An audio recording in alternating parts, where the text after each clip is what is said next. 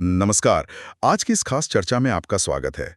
आज हमारे पास सनत कुमार जी के कुछ बहुत महत्वपूर्ण उपदेश हैं जो उन्होंने व्यास जी को बताए थे। इनमें जलदान, जलाशय बनाना, पेड़ लगाना, सत्य बोलना और तप, इनकी महिमा का वर्णन है।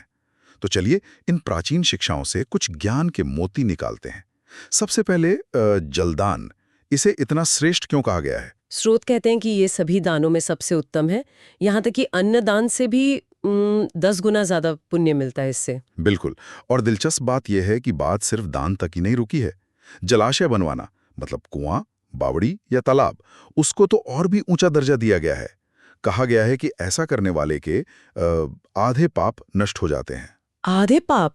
अच्छा। और अगर वो व्यक्ति अच्छा है, सत्कर्मी है, तो कहते हैं सारे ही पाप धुल जाते हैं। ये तो वाकई ध्यान खींचने वाली बात है। और ये भी कहा गया है कि जिसके जलाशय से गाय, ब्राह्मण या साधु पानी पीते हैं, हाँ, वो अपने पूरे कुल का, अपने पूरे वंश का उद्धार कर देता है। लेकिन बात यहीं खत्म नहीं होती। स्रोत तो इससे भी आगे जाते हैं कि जलाशय में पानी कितने समय तक टिकता है, उस पर पुण्य निर्भर करता है। जी जैसे हाँ। जैसे अगर पानी सिर्फ वर्षा ऋतु तक यानी बरसात तक रहता है तो अग्निहोत्र यज्ञ का फल मिलता है। अग्निहोत्र का फल। हाँ, और अगर शरद ऋतु तक पानी टिक जाए तो 1000 गायों के दान का फल। 1000 गोदान। जी। और सुनिए, हेमंत और शिशिर ऋतुओं तक अगर पानी रहता है तो स्वर्ण मुद्राओं वाले यज्ञ का फल, जिसे आप वाजपेयी यज्ञ के बराबर समझ सकती हैं। और अगर मान लीजिए पानी वसंत और ग्रीष्म तक बना रहे, मतलब साल भर। हाँ, तो फिर तो अतिरात्र और अश्वमेध जैसे महायज्ञों का फल मिलता है। जरा सोचिए, अश्वमेध यज्ञ। अश्वमेध, हाँ, जो प्राचीन भारत में सबसे बड़े यज्ञों में से एक था। तो इसका मतलब ये हुआ कि पानी की उपलब्धता और उसको बनाए रखने के प्रयास को सीधे सीधे सबसे बड़े धार्मिक कामों के बराबर माना गया। निश्चित रूप से। ये दिखाता है कि पानी को बचाने और उसे सबके साथ बांटने को कितनी ज्यादा अहमियत दी गई थी। ये सिर्फ पुण्य कमाना नहीं था, ये समाज और पर्यावरण के प्रति एक गहरी जिम्मेदारी थी। और इसे कर्मफल से भी जोड़ा गया था। बिल्कुल। पानी का टिकना मतलब उसकी निरंतरता, उसको यज्ञों के पैमाने से जोड़ना, ये संसाधन के मूल्य को दिखाता है। पानी के बाद बात आती है वृक्षारोपण की, पेड़ लगाने की।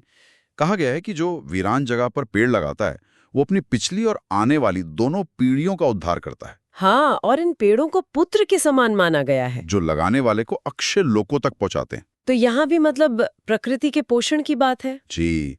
जलाशय और पेड़ लगाना दोनों ही जीवन देने वाले काम हैं।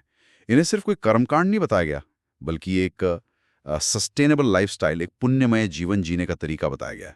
उस समय की एक तरह से इकोलॉजिकल समझ दिखती है इसमें। बिल्कुल। अच्छा, अब आते हैं सत्य पर। सत्य को तो परब्रह्म कहा गया है, परम तप भी, हाँ, और श्रेष्ठ यज्ञ, और सबसे अच्छा शास्त्र ज्ञान भी। कहते हैं कि सत्य सोए हुओं में जागता है और पृथ्वी भी सत्य पर ही टिकी है। ये थोड़ा गहरा है। पृथ्वी सत्य पर कैसे टिकी है? देखिए, यहाँ सत्य का मतलब सिर्फ सच बोलना भर नहीं है। इसे एक फंडामेंटल प्रिंसिपल, एक कॉस्मिक लॉ जिसे ऋत कहते थे, उसकी तरह देखा गया है। सृष्टि कैसे चलती है, हवा का बहना, सूरज का चमकना, स्वर्ग का होना, ये सब सत्य पर यानी उस अटल नियम पर आधारित है। अच्छा, मतलब एक यूनिवर्सल ऑर्डर। हाँ, बिल्कुल।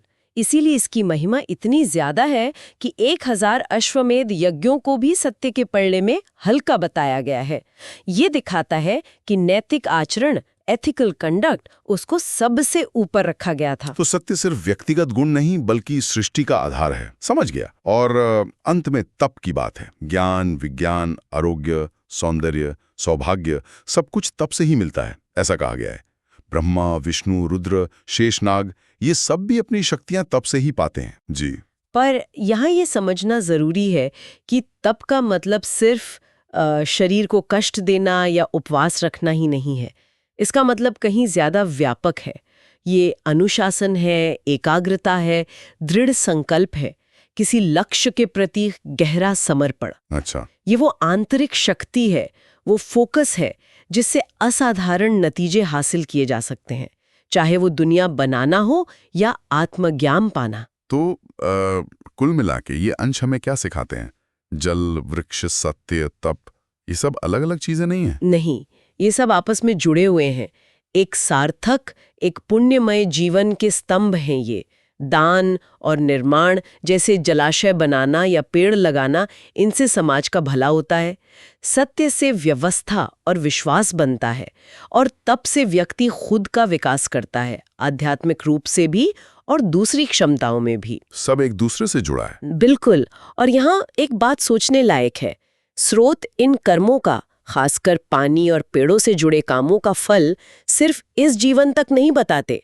वो कहते हैं कि इनका पुण्य पीढ़ियों और युगों तक जाता है। पीढ़ियों तक। हाँ, तो आज के समय में जब हम अक्सर अपने कामों के तुरंत मिलने वाले नतीजों पर ही ध्यान देते हैं, ये पुरानी सोच हमें थोड़ा रुक कर सोचने को कहती है कि हमारे आज के जो फैसले हैं, चाहे वो पर्यावरण को लेकर हों या नैतिकता को लेकर या अपने अनुशासन को लेकर, उनका आने वाली पीढ़ियों पर, इस धरती पर क्या लंबा असर पड़ सकता है। शायद इस नजरिए से देखना हमारे आज के चुनावों को एक नई दिशा दे। ये वाकई एक विचारणीय बिंदु है, हमारे कर्मों का दूरगामी प्रभाव। जी।